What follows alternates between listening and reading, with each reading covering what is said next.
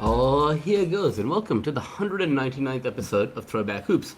Woody V is on the mic. Please follow the show on YouTube and wherever you listen to your podcast. And today is Monday, the 2nd of February. It's a very happy birthday to our good friend Terry T.J. Johnson. It's a very happy birthday also to my brother and to my sister-in-law, Leanne. And it's a very warm welcome to my good friend Robbie Clayton. Thanks, mate. Yeah, happy birthday to the people you mentioned. Hope they have a great day. And yeah, I can't believe the week's here again already, mate. Yeah, man. It's good to be here with you, and it's a very exciting show ahead. So let's do this, man. What jersey have you got for us today? Well, it's a bit of a farewell jersey for me today, Wood. So I'll stand up and show you who I'm rocking today. Okay. So for those who can't see, Robbie is wearing the Atlanta Hawks number 27 Veet Krejci jersey. And you know what? We were going to do this later in the show, right? But I might as well say it now, right? Yeah, for sure. We have ourselves a trade, right? So let's just break that trade down a little bit. Do you want me to go into it? Yeah, you go for it, and I'll talk a bit about it. All right, yeah. So the Hawks have traded Krejci to the Trailblazers. The Atlanta Hawks, the Portland Portland sends away Diop Reed and a couple of picks to Atlanta, and Veet Krejci moves to the Portland Trailblazers.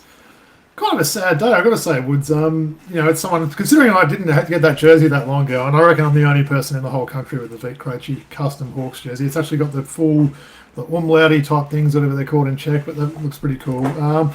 But yeah, I've got to say, I was a bit shocked by this one. I woke up in the night, as you do, and you're my age, you go to the loo, and I always check my phone, whether it's like an overnight Premier League score or NBA news and that. And first thing it was Veet Krejci traded to Portland for Diop Reed, and I was kind of like, wow, we're getting an Aussie back, and then like we're losing Veet, and then look, I guess in terms of Diop Reed, he's injured for the rest of the season. It's likely he's going to be waived. The Hawks already have about 5 centres on the books, so we'll see what happens there. Maybe they wanted another Aussie to pair with Dyson there, but I guess I just wanted to give a bit of a tribute to Veet Krejci Woods, because I should say there's a nice black Atlanta Hawks Veet Krejci jersey. As I said, one of the more rare Atlanta ones I've got. Look, this is a guy I really grew fond of over the years for the Hawks. I guess he kind of started off as a little bit of a punchline, didn't he? It's his 4th year now, and we're like, who's this guy? With the weird sounding name that no one could pronounce and that. But that punchline, for me especially, really turned into an admiration for someone that I think is a really solid NBA player. He was having a career season as well, averaging 9 points a game, always shoots a good percentage from downtown. His stats have dropped off a little bit in the last month or so. He's been a little bit cold to start this calendar year, but still an important piece for the Hawks. He's a big guard. He can handle the ball. He's a pretty frisky defender, and he's definitely a knockdown shooter there. And it got me thinking, Woods, we've talked about that trip we did to Atlanta a couple of years several times. So I had a look. So the very first Hawks game we saw was on the March the 28th, 2024. So not even 2 years ago. The Hawks that day used 9 players, and none of them play for the Hawks anymore. None of the 9 players we saw for the Hawks in our first game play for them anymore. And should say the only 2 that are left from that whole squad of 13 that I'm looking at the box score now that didn't play the game we saw are Jalen Johnson and Onyeka Okongwu. So what a crazy stat that is. Less than 2 years. So I'll tell you the names that we saw that day, Woods. DeAndre Hunter, Clint Capella, Bogdan Bogdanovic, DeJounte Murray, Veet Krejci, Bruno Fernando, Dylan Windler, I've heard of that guy, Garrison Matthews, Trenton Forrest, and Wesley Matthews. So isn't that a crazy stat? Less than 2 years ago, everyone we saw in our first ever Hawks game together in Atlanta is no longer with the team. And of the people that were injured that day, that's Jalen Johnson, who we'll definitely be talking about later on the show, and Onyeka Okongwu are the only 2 Hawks that remain from a team from 2 years ago. So talk about cleaning house. That's about as extreme. I was shocked actually when I looked at that. I figured there'd be more, but they really have tried to get rid of that team a lot. And I'm pretty shocked, Woods, to think there's only 2 guys remaining for the team. What are your thoughts on that stuff? Yeah, my thoughts are basically that,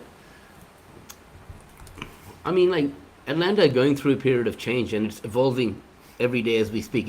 We might not even be done now, right? There might be more moves to come after this, right? Yeah. But I think let's look back on Veet Krejci and what he's done for this ball club, right? second round draft pick who got a contract extension, right? Yeah. A cult hero. Let's even say that, right? A guy that was a fan favorite. There was a lot of people unhappy in the comments today on the different Hawks pages and stuff that I read. He was very well liked. Talk to me about some of those comments. What was the feedback from people just like Hawks disappointed they got rid of him. Yeah, I guess he's that great mix of a really good teammate and an up and coming player. You mentioned a second round pick. He started off with OKC, which I think not a lot of people remember there. And, came to the Hawks as a really unknown guy. I said no one could pronounce his name, and he ended up becoming a bit of a joke to some people. And he turned into a really solid NBA player that I think can help a lot of teams there. Portland's a funny team. They've seem to have a lot of long-term injuries, and people like Scoot and Matisse Thybulle and stuff like that. But I think he's someone that can contribute straight away from them. I'd love to see him more a contender. Maybe play that 7th, 8th, or even 9th man role and just come on and be a bit of a microwave, but also be a secondary ball handler and someone that can play pretty frisky defense, as I said before. So someone that always gave his all for the Hawks. Very popular player. You could certainly see that he was he's a cheerleading type guy, but also popular with his teammates. And it was a sad move for me for that. And like you said, I guess looking ahead, they did get a couple of second-round picks. I believe they've now got 7 second-rounders, future second-round picks on their kit now as well. So it doesn't sound like they're done. I hope they don't make some rash decision. I mean, let's hope they keep Jalen Johnson and Onyeka, because if they were to get everyone from that team 2 years ago, I'd be pretty shocked. But clearly they're not trading Jalen Johnson. But you wonder if they're going to try and get a part of the Giannis sweepstakes, or even still, the Anthony Davis sweepstakes, which I'm not as excited about. But yeah, we'll see. We should say, Woods, the trade deadline is Friday this week, our time, and we've got a huge show we're doing this weekend, our 200th episode, with a special guest, and we're certainly going to have a segment on that where we do sort of do a deep dive on some of these last-minute trades, because, there's been a couple of trades. We'll talk about the other one shortly, and the trade we're talking about now, there's going to be a lot more to come, I would have thought. Yep. And I'll just recap, that's a 27 and a 2030 second-round pick that is received by us along with Diop Reith. So is there any chance that we keep the Diop Reith, and we have the Great Barrier Reith and the Great Barrier Thief on the team? Wouldn't that make a great T-shirt together? Absolutely no chance. I mean, it seems like that way they're clearing the roster spot there. And I don't know, Diop Reith hasn't quite turned out as we hoped. I mean, that game I was looking at, that first game we saw for the Hawks, was against Portland Woods, and Diop Reith was really good, but he just can't stay healthy. Well, I mean, I know this is out of our the normal way we do the show, but while we're on the topic, right, we just talked about Diop Reith and his career being a little bit of limbo now in the NBA, right? Let's just talk about the other trade, because that also involves another Australian as well. So I'll just break it down for you really quickly, right, before we go. Well, I think you're about to steal my thunder on this one, Woods, but anyway, Oh, okay, go ahead. All right. Well, what do I do after Jersey? What do I do after my Jersey? You go your card of the week, man, and then we'll go into it after that, right? Because I think I know who you got as your card of the week. Yeah, of course. Sorry, so my card man. of the week. Apologise. Good. So we don't always confer who we got for these things. That's always good to keep it live. But yeah, the card of the week, I'm showing a Panini NBA 2022-23 rated rookie card of the guy that was the 58th pick in that draft, and it's none other than Pert's Luke Travers. Yeah, we probably should have conferred today. Nice looking auto card. So I was going to talk a little bit about that, but a nice looking Luke Travers card. Yeah, take it away. He was unfortunately moved on from the Cavs yesterday. Yeah. So I'll just give you the details of the trade, and then you can go into your thing, right? So, Cavaliers get Keon Ellis, Dennis Schroeder, and Emmanuel Miller from the Bulls. That's obviously the reason that Luke Travers has been released, and the Chicago Bulls received Dario Saric. Oh my God. 2027 second round pick and a 2029 second round pick the Bulls received, right? And the Sacramento Kings get DeAndre Hunter as part of that 3-team trade between Cleveland, Chicago, and the Kings. Maybe I'll talk about our ex-Hawk and DeAndre Hunter to start off with. So very highly paid player. Look, if you look at his stats this year, he's putting up about 14 points a game. He's that 3-and-D type player, but I think maybe he's one of those guys, we've talked about it over recent weeks with guys like Trey, and that he's perhaps not living up to that pretty decent contract he's got there. So they've moved him on. DS17, Dennis Schroeder goes to his 11th team. I think this is really good for Cleveland. I think they need that point guard role there. They've got someone like Darius Garland who just can't stay healthy over the last couple of seasons now. DS17's a proven player. He's done it all on the international stage, and someone that literally his resume is starting to get ridiculous now. There's an AI picture today with him wearing all the different jerseys he's worn, just crazy. I think he started off with our Hawks, about 11 years ago, and now he's just working his way around the NBA. But I think it's a pretty solid signing for Cleveland. And yeah, obviously they did get the extra player, which meant they had to make a roster move, and unfortunately that's Luke Travers. So he's been in the G League most of the year, actually putting up really good numbers in the G League. He was actually someone that was in consideration for the G League All-Star game, didn't quite make it. So Yeah, real shame. Just hasn't got that opportunity to play for them. He's someone that was apparently really highly regarded in the organisation. And it was great to say we had him and Tyrese Proctor, that Aussie duo on the team, but it just didn't work out. And we're not quite sure what's going to happen with Luke Travers now. And all I can see on social media is people saying, come back to Perth. I think people are forgetting that he finished his NBL career in Melbourne with United. And I don't think he left Perth on the best of terms, to be honest, with the way they were using him. So, firstly, I don't think he's going back to Perth, but I'd love to see another NBA team give this guy a chance. What do you think? Yeah, definitely. And I mean, coming back to Australia is not the productive move for him now, right? As you said, he's on the verge of being a G League All-Star. Yeah. He showed enough signs to stick around there. Or if not, maybe Europe could be an option for him to develop his game. But maybe. Certainly wish him all the best. So Woods, he was a jersey I so nearly bought. Some kind of maybe I'm glad I didn't get that because I bought this for Krejci and he got traded. But nice looking card of Luke Travers, and we really wish him all the best for whatever happens next for him, right? Yeah, for sure. And one thing you mentioned as well, like Lonzo Ball, right? The Cavs would have expected more from him when they acquired him this offseason. Yeah. So bringing in that guard help with Keon Ellis and Schroeder is going to definitely help them. And you said Darius Garland's questionable injury history, things like that, right? So, for sure. Yeah, good for the Cavs. Yeah, so definitely the trade week started off. Not the biggest name trades that we see there, but certainly some names with a lot of relevance for us, for Hawks fans and as Aussies. So, all right, cool. Well, take it away. I can see you rocking a retro classic champion jersey. I know certainly who that is with the number. As you know, I know my numbers pretty well. Of course, brother. Show everyone who you got. With the standing up, rocking the number 9, Nick the Quick, Van Exel jersey. It's a classic jersey. I know I've got the purple Van Exel in the cupboard right next to me there, but yeah, nice jersey. Yeah, and I know you've worn his jersey on the shirt at some point in the past and given a little bit of a bio, right? So I wanted to talk about him in a different light and get some opinions from you, right? Yeah. Firstly, shout out to Ben. He's a good friend of mine, fellow Kings member. And he said to me, I know he's listening, he said to me, man, rock the Van Exel jersey today. So yeah, wearing this one for you, Ben. But yeah, as you said, man, champion circa 95 Nick Van Exel jerseys. Pretty cool, right? Like, definitely. 44 or 48? It is the... Looks like 48. Yeah, 48. Yeah, that's the desired size. I guarantee if you ever are looking for a quick buckwoods, that would sell for quite a bit of money on eBay. Those champion jerseys of a sort of a well-liked player and had a bit of a cult following like him would go for a pretty penny for sure. Yeah, it didn't fit me back then. It was too big, but luckily I put on a few. Now it fits. The 44s are a disaster for us now, aren't they? Yeah. They don't fit very well at all. For sure, man. For sure. But like the early to mid 90s, it was a changing time in America, right? They were really starting to embrace equality. There was rapid technology change. People had access to the internet, Robbie, right?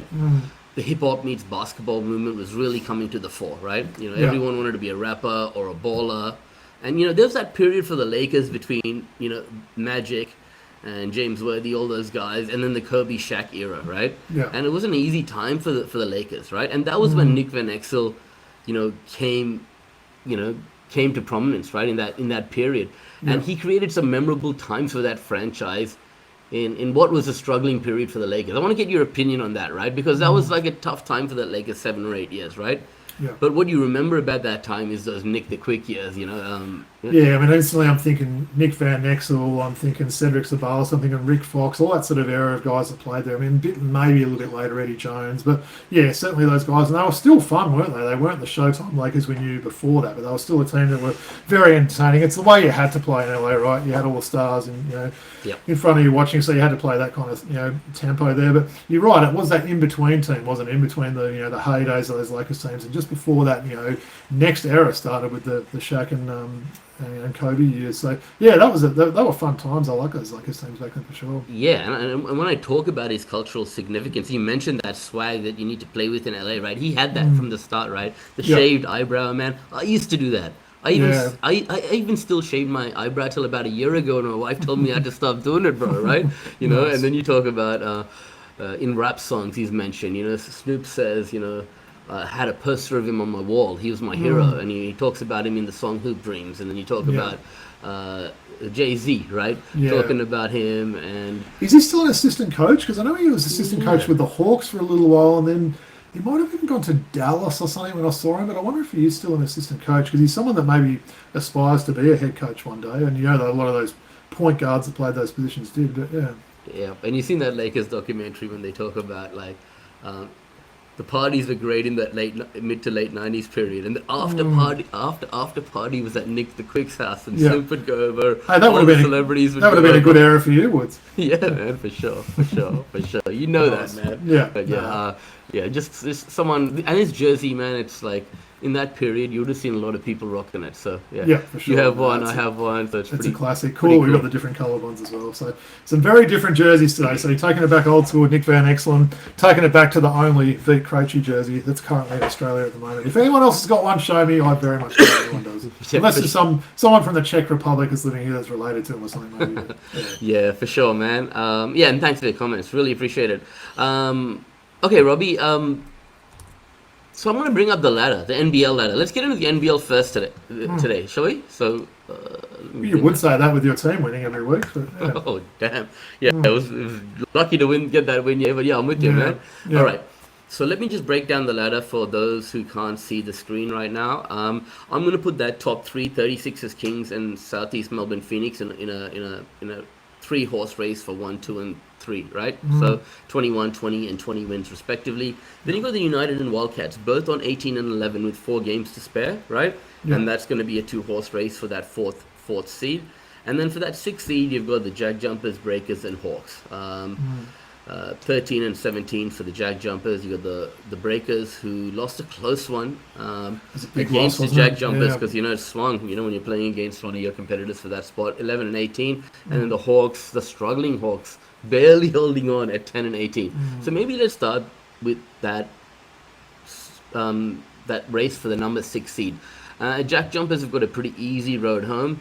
The Hawks have got a pretty difficult road, and the Breakers are so with a lot of, all the Breakers and Jack Jumpers are both struggling with injuries, right? But if I was to ask you right now, it's over. Yeah, no, Tasmania. That win yesterday for me, that confirmed that 6th spot, and it was a gutsy win there. You could see that could have gone either way. PJC really fired up for New Zealand in that game in the last quarter, but I think Tasmania have done enough now. They're 13 wins there. They've got 3 games left. Probably they just need to win 1 out of those 3, I would have thought, to maybe guarantee things, because I can't see the Hawks. The way they're playing at the moment, you can't see them getting a late run. The Breakers, they've still got a lot of injuries. They're really going to miss Meninga as well going forward. So I think the race is done. I think Tasmania are going to, pretty gallantly, I must say, finish 6th with all these injuries they've got. Yeah, I think I'm going to agree with you on that, man. Scott Roth, obviously, his team have that next man up mentality. They've got a system in place, right? Yeah. And the next guy just jumps in and plays that role. So, I think you're right on that, Robbie. What about the 4 and 5 seed there? The Wildcats they've been pretty solid in this last little stretch. You got to say, right? Yeah. Apart from that game against United that they basically let go, they've been right up there with Sydney as the form teams in the competition. It's good to see. We know that Sydney is playing Perth. That could be pretty crucial in a couple of weeks there, but. Yeah, 4 games left, and they've got the exact same records there. So that could be one of those things that comes down to head-to-head and all those sort of things. So keep shooting at the end of games, right, Woods, and keep that for and against increasing as well. I'm with you. And then do you think that United or Wildcats, if they go on a great run here for these last 4 games, and say an SEM, a Kings or 36ers go on a huge slide, that there's some sort of scope for them to jump into the top 3? No, to me, I'd say that top 3 is looking pretty settled now. Look, obviously, if United or Melbourne, or Perth, I should say, went 4-0 for those last games, it could make it interesting. It might depend on head-to-head and for and against and stuff, but I'd say the top 3 is pretty set, and that's probably the big storyline at the moment, isn't it? Because we see Adelaide at the top, they've still got the most wins there, but they're looking almost beatable in some of these games lately. I'm not quite sure. I know you mentioned last week maybe John Jenkins, as good as this guy is not the kind of player that the 36ers need, and I think there's been a few critics of that this week, not so much of him, but about, are they good enough to defend teams, and are they big enough to take on some of these big teams? So I guess that's a big storyline. It's a bit of a concern, right? But the defensive metrics in the last few games, 4 or 5 games, haven't been good for Adelaide. Yeah. But at the same point, you look at the season as a whole, the 21 and 8. You just got to feel that. Give them the benefit of the doubt, right? They've just got to, let's just see how they go for the next 4 games. But you're right. That is a concern, Robbie. Okay, so let me just move on to the round ahead, and while I go through that, get your predictions for that round, I might just touch on a few topics there. So let's start with tomorrow. What is it? Big game. Is that right? Tomorrow? That looks like last week's game. Sorry, I got that wrong, man. let me bring the right one up. Hold on. Can we stop at I that? think there's actually keep going. That's fine. That's fine. I think you'll find this week as well there's a few less games because there's no. I don't believe there's any Monday, Tuesday, Wednesday games this week, unless I'm mistaken. I need to pull up that slide there. But last week was obviously a very big round, wasn't it? Every team playing a lot of games there. It was a little bit hard to keep up with some of the games. But okay. So let me. I won't bring it up, but I'll just go through them with you. Breakers versus SEM on Thursday, 5th of February at 5:30. Yeah, I mean, I think South East Melbourne should get that one playing pretty well. Yep. Then we got the Hawks and the 36ers, and what's a virtually must-win game for the Hawks on Thursday. It's a double-header on Thursday night. So yeah. I mean, look, I don't mind a few nights off this week. 3 nights with no NBL games is not the worst thing sometimes. I think maybe the games are a bit more meaningful when they're not 2 games every night of the week, but. Yeah, I just don't really have any faith in the Hawks anymore, unfortunately. Yeah, no, I'm with you, man. Jack Jumpers and Bullets. Yeah, Jack Jumpers, Bullets are in a mess at the moment, aren't they? They really are. Yeah, and so let's talk about that little melee between the Bullets and the Adelaide 36ers. There was a suspension for Terry Thomas, and I think Rakosovic copped a game as well. There were fines, etc. Would you say it was a basket brawl, Woods, or what?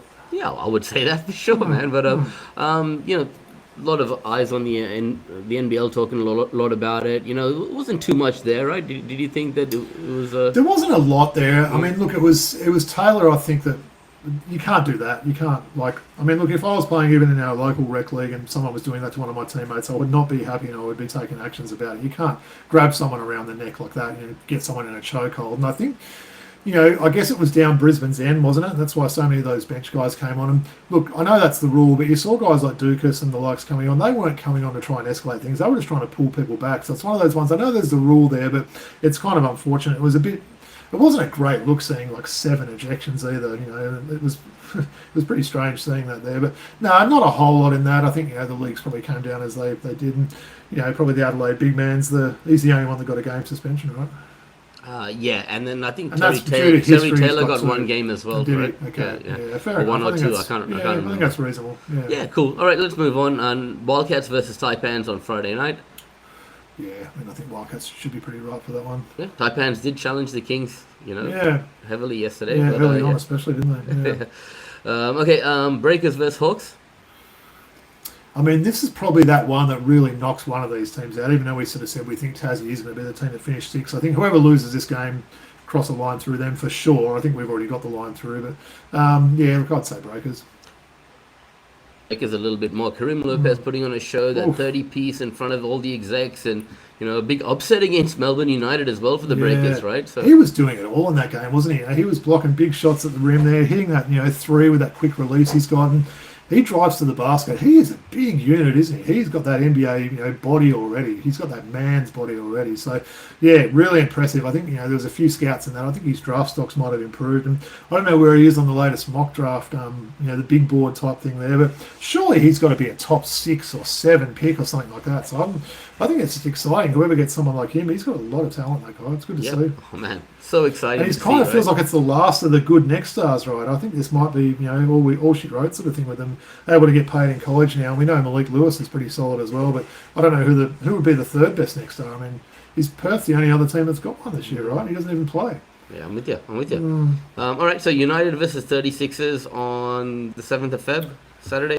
Yeah, I mean, I'll probably be, for me, hoping the 36ers win this one and allow Perth to maybe jump ahead of them on the ladder there. But, yeah, that should be, potentially game of the week, I would have thought. Yeah, I'm the opposite. United, I need United to win that game for the Kings to potentially take a number 1 or 2 seed. All right, SEM versus the Kings in Melbourne. Big game. If the game before is not game of the week and this one is, I mean, 2 of the really informed teams. We know that South East Melbourne, pretty much half their team used to play for Sydney, it seems like. So, I mean, look, I'm going to keep backing the Kings, and the way Kendrick Davis is playing, it'd be hard not to back them. He's just on another level at the moment.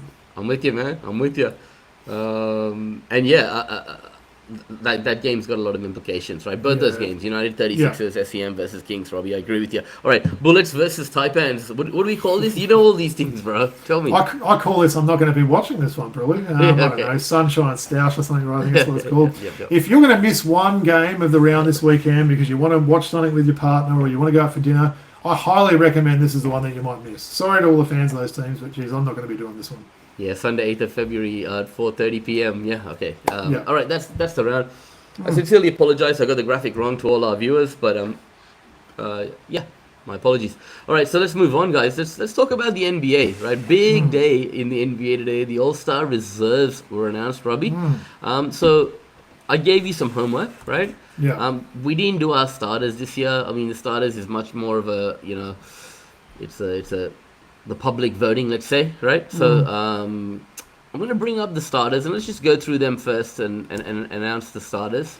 Yeah. And I'll get your selections before we go into the actuals, right? So actually timed well, didn't it? We came through with our homework and then they did name the teams today, so we didn't get to cheat or anything like that. So yeah. So in the Eastern Conference, as you can see there, we've got Giannis, Jaylen Brown, Jalen Brunson, the two Jaylens, Cade Cunningham, and Tyrese Maxey in the starting lineup.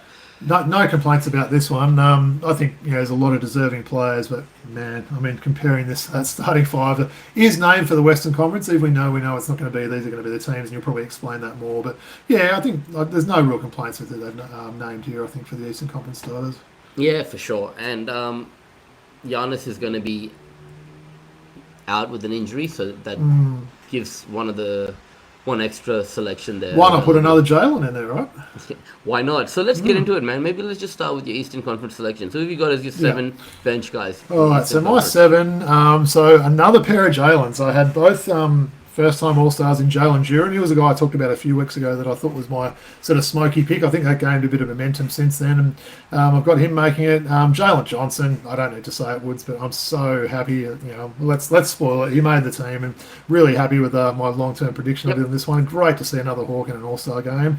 I had Scotty Barnes. I think you've got to reward the best player on Toronto, and man, they have been so good. Another win today for Toronto. Really impressive team. Donovan Mitchell, clearly the standout player for the Cavs this year. Norm Powell, who I know we're both kind of high on. I think he's easily been Miami's best player. Didn't realise he had Jamaican roots as well, I've got to say. Maybe I did know that and I forgot about it, but anyway, pretty cool.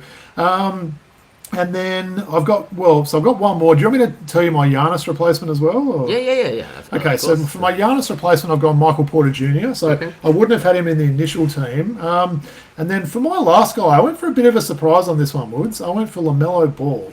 Yeah, okay. He's a one-time All-Star. I like the way he's playing there, but I think it was always going to be a bit of a long shot. But that's who I selected for my team. Okay, cool. So maybe let's just go through both our Eastern and Western Conference teams, then I'll bring up the actuals, right? For my Eastern Conference reserves, I've gone for Donovan Mitchell, same as you, right? Yeah. I've gone for Scotland Barnes, right? I've gone for Jalen Johnson and Jalen Duren, the two Jalen. So we got four the same, right? Yeah, we've got one different at the end of the day, yeah. Norm Powell, right? Oh, man, of course, bro. How happy are you for him, by the way? Awesome. Yeah. All right, we got Cat, your boy, man, Karl Anthony Towns. And I got Derek White. Sorry, right? I had Cat. I didn't say his name. That was the other one. Okay, yeah. So look, that was the difference, right? You had Derek White, and I had LaMelo Ball. So fun fact is that neither of them made the game. So we were both, a little bit off again. We weren't predicting who we thought would make it. We were predicting who we'd pick if we were doing it there. So I think both of those you could make, good claims to them making it there. Derek White or LaMelo Ball. I want to ask you about one guy before we talk about maybe our snubs. Well, firstly, I actually had MPJ as well as my replacement. Yeah, okay, that's interesting. We both had him, so we got him making it. So let's see if that happens. I'm going to say, Woods, you know how much I love Big Cat, right? He's, second, third favourite player in the NBA. I'm not sure whether he was that deserving this year. I've kind of looked at the numbers and stuff like that. I'm like, wow, he seems to be getting on based on reputation and maybe team record there. And you look at, some of the other teams above, I found it a little bit hard to get a second All-Star for Boston. We've already got two for Detroit. It's maybe sort of just getting on default then. I don't know who would have got in ahead of him. Should say as well, Woods, the West team picking this was so much stronger than the East team. It's unbelievable. Well, let's move on. Why don't you take let's do our snubs. yeah. Oh, yeah. Sorry, Eastern Conference snubs, you mean? Well, I've got two snubs. So one, Pascal Siakam, who you're going to talk about probably soon because, we snubbed him a bit. The other one's Bam Adebayo, and I couldn't think of anyone else, Paolo Banchero, no. None of these other sort of guys, maybe Derek White is a snub for me, but I don't think he's played in the last month. It's been great. So, Siakam and Bam were my two snubs. Yeah, okay. So, mine were Bam as well, man. And Josh Giddey. I just Yeah. thought, like, let's not even put Pascal Siakam in the conversation. Despite his good numbers, Yeah. that team is absolutely terrible. Exactly, yeah. And, like, Well, that shows obviously- you that they're willing to pick players from teams with bad records. So before that, Indiana beat our Hawks yesterday. They had the worst record in the league. They moved up 2 spots with a win there. But interesting that he made it. He's had a good season, but yeah, maybe someone else is a bit more deserving than him. I think what you talked about, reputation picks, that's going on a lot, right? For sure, yeah. All right. Sorry. Did you find the West harder? Much harder. Yeah. Much harder, man, A right? lot harder, In yeah. East, you're like searching for people, right? Well, you need to allow me about 5 minutes to talk about my snub. So let's make some. All right, clear so some let's time get for through that. it real quickly then. Okay, why don't you tell the audience who our Western Conference starters are on the screen in front of them? Well, if ever I've seen 5 people pick themselves through a starting lineup, it's this 5 would. So Steph Curry, SJ, Wemby, Luka, and the Joker. I mean, that may be, the best 5 you could pick if you're picking 5 players anyway. I mean, talk about an all-star game and what great players you've got there. So, yeah, really, really, great players, and they kind of picked themselves there. So that was a no-brainer, all those 5 guys. Yeah, sure. I agree with you, man. And let me take it away with my West 7, right? Yeah. And then you can take yours away after that, right? Yeah. So I've got Anthony Edwards, Kevin Durant, Kawhi Leonard, Denny Avdia, Alpern Sengun, Jamal Murray, LeBron James. And I've got apologies to the Phoenix pair, Dylan Brooks and Devin Booker. Dylan Brooks, man, I researched this. He's averaging 21 points a game, killer. Yeah. shooting 37% from 3, 45% from the field, 1.2 steals a game, 87% from the free throw line, and he's making that team so much better, right? Dylan, yeah. Man, he's been good. Like it's almost flown under the radar how good he's been, right? Yeah. So Dylan Brooks and Devin Booker and the Suns and the pair. The Suns pair, and then Chet Holmgren and James Harden, because James Harden is quietly putting up solid numbers. Yeah. Yep. And then Chet's, I won't spoil it now, but he's obviously made the All-Star team. Yeah. And so, yeah. Well, we were pretty similar on this one. So I had Şengün, and maybe I'll talk a bit about him when you actually name the teams. Yep. Jamal Murray making his first, Anthony Edwards. I felt like I had to have a Phoenix Suns player on my team, Woods, and I ended up going for Booker there. Could have maybe done a coin toss there, but I've got Booker making it. Denny Avdia, super stoked for him making his first All-Star game, and a guy I've been high on. And yeah, can't wait to see how he'll go. And then it was kind of the legacy of the 2 old guys now. So Kevin Durant felt a bit more deserving. I picked LeBron. I wasn't happy about picking LeBron, I've got to say. And I've got in my notes here, I wanted to pick Cooper Flagg. That's who I wanted to pick for this spot, right? And I basically said, this is a legacy pick that LeBron's made it. It's his victory tour. I think Flagg will make an All-Star game every other season of his career, assuming he's healthy there. So a shame he couldn't have made it as a rookie. We very rarely see rookies make the All-Star game. But yeah, LeBron a bit of a farewell tour there. And look, I had a lot of snubs, a lot of apologies. Murray? I had him. Yeah. So it was Murray, Ant, Booker, Avdia, Durant, and sweet. LeBron. And Şengün, yeah. So basically my snub, so Julius Randle I had as a bit of a deep dive snub there. Maybe it's just me being a bit of a homer there, but he's having a very good season. Chet Horseface Holmgren I certainly had as a snub there. Brooks that we spoke about before. I had the Clippers duo, so Kawhi and James Harden. And a little bit of a deep dive, I had Triple J, Jaren Jackson Jr. as well. So as I said, I found it a lot harder, a lot more snubs than the 2 that I had in the East. But yeah, the real hard one for me was not having a spot for Kawhi and maybe Cooper Flagg. They were the ones who would have loved to have seen made it. Yeah, it's a tough one with LeBron. A lot of people are sort of hating that pick that he made it, but we've seen this before with guys sort of making the All-Star game, and it's a bit of a legacy or a farewell pick there. But Cooper Flagg will get his time, there's no doubt about it. Yeah, it just seems odd having an All-Star game without LeBron in it, right? It does, yeah. So who made it? Yeah, let's have a look who made it. So I'm just going to bring that graphic up. Do you want to take our audience through the reserves? Can you see that there in front of you? Yeah. So basically the reserves for the West. So we've got first-time All-Star Denny Avdia. Congrats to him. Devin Booker, so one Sun made it. Kevin Durant was the one Rocket that made it. So he made it over Şengün. Ant Edwards, that was a given. Chet Holmgren, another guy making his first All-Star game. And then we've got LeBron. And then we've got Jamal Murray. So a lot of first-time All-Stars on that team. So I guess the big one for me, well, 2 big ones for me there, Woods. It's Şengün and Kawhi Leonard. What do you think? Yeah, I mean, Sengun He made it last year, right? and Kawhi, both those guys are ones that I had in there, right? And it's a bit of a coin toss. You can't really argue with the selections there, right? Jamal Murray, let me just quickly ask you about him. I did mention him earlier, but how much does this mean to someone like him? You know, to it's be in the huge, league isn't for it? so long, to get this opportunity. Yeah, You know, he was going down that path of being, one of those. Mike Conley. Andre Miller, these sort of guys. I Yeah. forget it. I don't think he made it, but those sort of guys are always close that never made it. So yeah, great to see. I want to ask you, Woods, as well, because I reckon a lot of casual fans might see this list and say, Denny Avia, what is going on there? So give me some thoughts. So I'm a bit biased on Denny Avia. Tell me why Denny Avia made it, and maybe why he made it ahead of Şengün and Kawhi Leonard. Well, I'll tell you this. This is you mentioned it earlier. Let's tie these two things together. Vít Krejci is going to Portland, right? Right. And He didn't make the All-Star game, though. No, he didn't. No. But one thing about Portland is how conducive it's been for developing younger guys who potentially weren't working out in other situations, right? We've seen it with a few different guys. But Denny Avdia coming over to Portland from Washington just transformed his game. He was able to showcase his full skill set in that Portland system. Yeah. And he's developed, and then year on year he's got better and better. He's a triple threat every night, right? Yeah, he's awesome. And he's just a great teammate. He's fun to watch. And he's going to be fun in an All-Star game as well, right? And Playing we as an need some international guys too. on the world team. Yeah. So, all right. Before I ask you about that, why don't you get into the East and tell everyone about who the East? So Jalen Johnson, he's the only one I really need to name. So stoked that, like I said, that we get another Hawk in there, Woods. I mean, we've had some good All-Star history in the past, didn't we? We had the year where 4 of the starters made it, which was pretty crazy. 4 Hawks in the team, and we obviously had Trey. I still think Trey got snubbed a few years, there, and we've had the Joe Johnsons and stuff like that. But yeah, super stoked to see Jalen Johnson, and absolutely deserving. I think everyone had him on the team. He's putting up just amazing numbers. But yeah, he's joined by another Jalen Duran. Both those guys playing their first All-Star game. Scotty Barnes named to his second game, which is a well-deserved there. Donovan Mitchell, Norm Powell, another first-time guy. Awesome move there.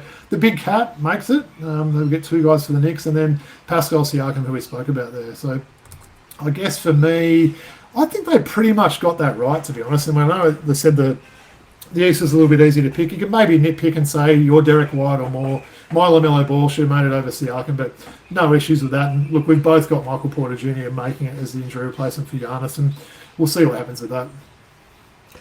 Yeah, definitely. And why don't you just break it down for the audience what the format is this year, Robbie, right? So how so does it basically, work exactly? 3 teams of 8 players. So that's if my times table's good, Woods, that's 24 players. So there's going to be 2 American teams, 2 lots of 8s, and then there's going to be 8 international teams. So yeah, it's going to be interesting to see how they do it. I think they're going to do a draft for the American players. I think I don't know if you've got in front of you how many of those internationals are on there, Woods. Is there more than 8? What do we do? Because there's a few guys that have got.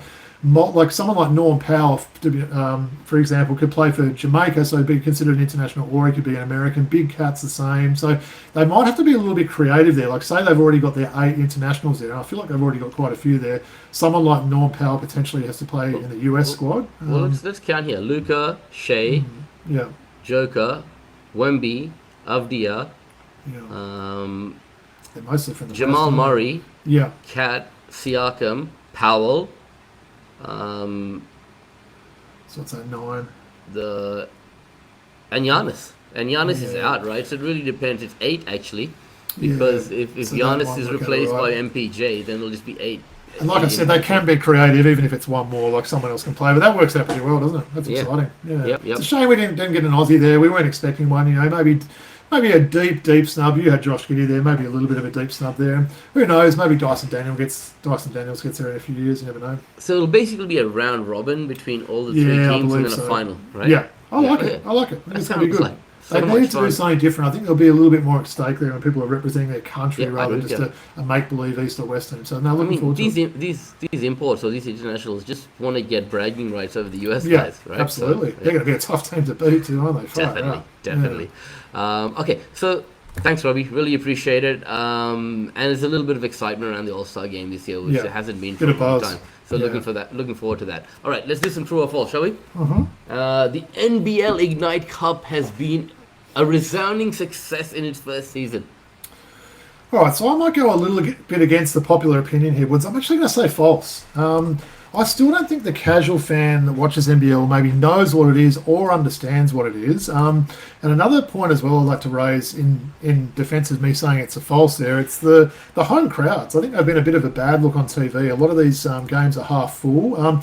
big reason for that people aren't aware, pretty much every team that's in it, their games aren't included for season ticket holders and the members, and the tickets are quite expensive. So Perth actually come out this week, Mark Arena said that next year they're going to be adding those Ignite Cup games to the season membership. Obviously put it up a little bit, but do that. So I think that's probably a thing that maybe all teams need to consider, because I don't think that was a great look, all this marketing Ignite Cup, and then you're seeing half empty stadiums there. So I still don't mind it, Woods. I think it's the standalone night thing works quite well. It's a Wednesday night, maybe someone that's a bit more than a casual fan knows what it is there, but I think the NBL maybe needs to try a few things next season to make it a bit more successful. Yeah, I agree with you. Let me ask you a couple of things. Do you think all the clubs made their members pay for their tickets on the Ignite Cup games? It sounds like it. It sounds like no one, from what I'm aware of, included it as part of their season tickets there, which is probably a mistake, and that's why I said the crowds were a bad look. Yeah, massive mistake, man. So you're alienating the members who pay good money for their season tickets and just can't. Yeah. And a Wednesday night, which is a random game sometimes for people to go to these things. Yeah, I mean, I'm sure a lot of members would still come on a Wednesday night, though, right? I would go, I went anyway. But let me ask you this other question. So it's a great NBL Now podcast with the two creators, Ariana and Casey, right? It's all about the money, right? Every commentary we see, the commentators talking about it during the Ignite Cup. What are you going to do with the money? Are you going to split it evenly? You're going to go invest it? Are you guys going to go for a big party, right? What is the big obsession with the NBL? Like, just, banging this to death about this. No, they are making a bit of a point out there about it. And look, we're not talking massive amounts of money. I mean, they might get 30,000, 40,000 each. Not even, man. Not Still, even. Yeah, less than that. So, yeah, I agree. They're trying to sort of, ramp it up a little bit. Not really that interesting a topic, is it really? So it's a tool to kind of like put more interest behind the Ignite Cup, right? To put more eyes. It's good that the Gold Coast get that game. That'll be one cool thing as well. And the two teams playing in it have both actually played in Gold Coast already this year. Yeah, for sure. That's going to be great, man. And like, do you think that melee everything boiled over because the Ignite Cup, the quarterly contest was that? No, I don't think so. I don't think the game was over by that time. Anyway, yeah, it was. Right? Yeah. All right, let's move on to the next one. I think you like this one, man. Okay, we talked about it, right? When Josh Green got traded to the Charlotte Hornets, we said, "Oh my God, this guy's being sent into like Timbuktu. He's going to be not in the greatest environment for him to succeed." But a lot has changed. I'll give you a statistic. The Charlotte Hornets have been the second best net rating in the NBA over the last 20 games. If you reduce that to the last 10 games, they're the best net rating in the NBA, right? Yeah. So we've talked about it on the show before. That it's great to see the Charlotte Hornets doing great. But my question for you is, the Charlotte Hornets are actually turning out to be a great destination and a great fit for Josh Green. Yeah, look, I'll say true for this one. I think he's shown some improvement this year, but maybe the improvements more come a little bit about just him being healthy. That's always the key for him, right? We've seen, he's struggled to stay on the court for various reasons.